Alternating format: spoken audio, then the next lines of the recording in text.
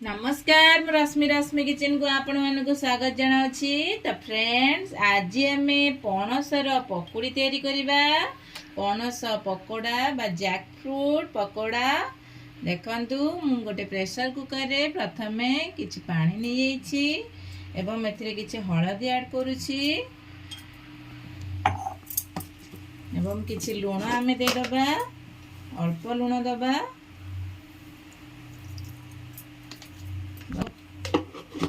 पानी गरम हो सारी देखंतु मुठी किछि पणस नेछि ताको एई परि भाबरे परिष्कार करी काटी नेछि।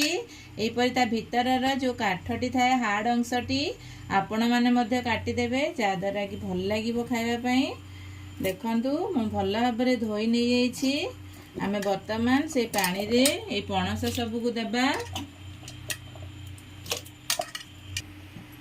वर्तमान आमे एई पणस को गोटे हाई फ्लेम रे गोटे सीटी दबा। एई सारिला परे आमे पणस को देखिबा हेइछि कि नै। हमरा वर्तमान गोटे सीटी हेइ सारिछि। देखंतु वर्तमान आमे गोटे फुल आंच रे सीटी देथिले आम पणस एई परि भाबरे सिजिछि।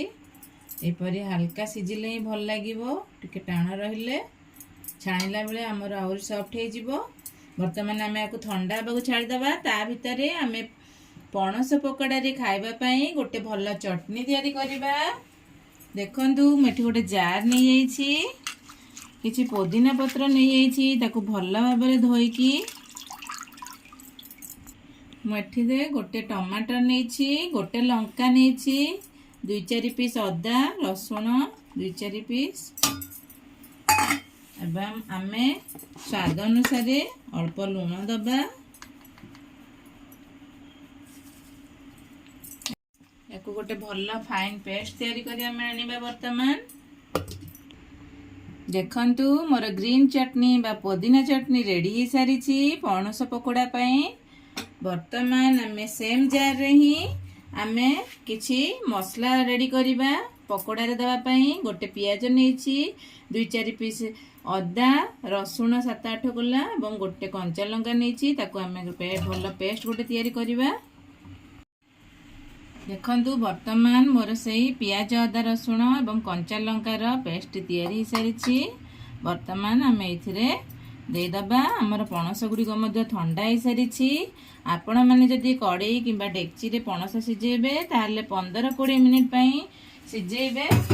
ता पानी बाहर कर देले तार कसा अंशटी पळै जाई थाए एवं बहुत टेस्ट लागि थाए भल फ्लेवर दे थाए। देखंतु मु या पई किछि हळदी नैछि किछि जीरा गुंड किछि लंका पाउडर किछि मीट मसला कि चाट मसला किछि धनिया पाउडर किछि राशि किछि भृषंग पत्र आमे ए सब जिंस को ऐड कर दबा।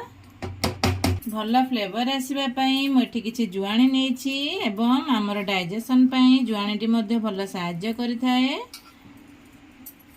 आगरु आमे लूण पकेइथिले ता अनुसार आमे लूण देखि दबा। पणस रे आपण जेतिकी पणस नैथिबे ता अनुसार आपण लूण देबे।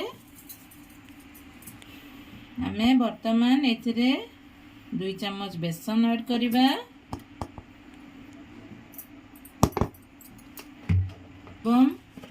2 चम्मच आमे कॉर्नफ्लोर दबा। आपण पाखरे जदि कॉर्नफ्लोर नाही ताले आपण चावल चूना दे परिबे। भल क्रिस्पी होई थाए कॉर्नफ्लोर दबा द्वारा। मोठी गोटे पिंच फूड कलर ऐड करूछि आपण चाहिले स्किप मध्य करि परिबे। आमे प्रथमे एई परि भाबरे भल भाबरे गोळेबा। हमर पियाज अदा रसुण रो पेस्ट पड़ीछि एवं पणस मध्य आमे आगरो सिजेई थिले तेणु पानी आमे जमा ऐड करिबानी। फास्ट आमे भल भाबरे गोळेई नबा। देखिबा केते की पानी दरकार हबो पछरे ऐड करिबा।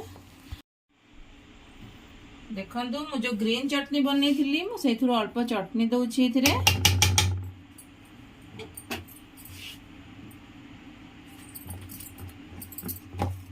देखंतु मोर बिना पानी ऐड करी मध्य पूरा ठीक है सारी।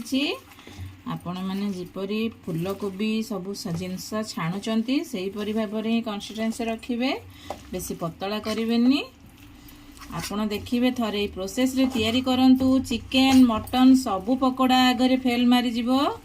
थरे ई प्रोसेस रे बनांतु, देखंतु केते सुंदर बास्ना मध्ये आसुची। सामान हम एको 10-15 मिनिट पय मैरिनेट करिया को रखि दबा।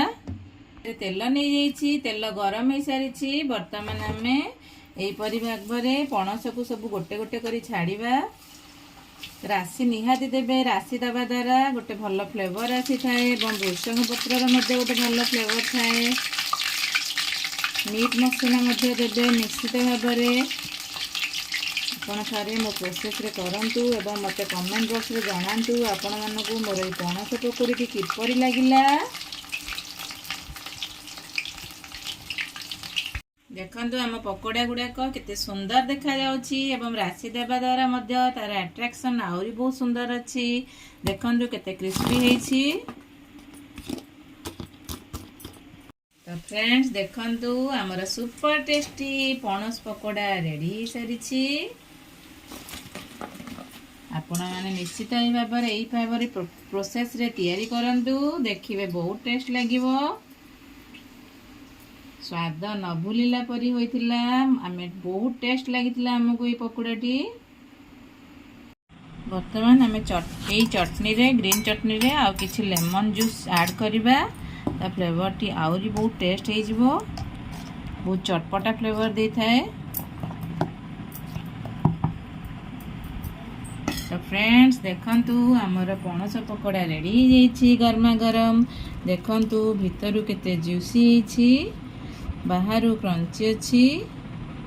आपण मैंने निश्चित ये प्रोसेस रे ट्राए करंतु, देखंतु बहुत टेस्ट होइतिला ये पकोड़ाटी। आपण मानकु जदी मोर ये रेसिपीटी भल लागु थाए ताले मो चैनल को लाइक शेयर सब्सक्राइब करबा को भूलिबेनी। मोर एही परि नुवा नुवा वीडियो देखिया पई मो चैनल को सब्सक्राइब करंतु, पाखरे थिबा बेल आइकन को प्रेस करंतु एवं नुवा नुवा वीडियो रो नोटिफिकेशन पांतु। नमस्कार, धन्यवाद, जय जगन्नाथ, बाय, थैंक यू।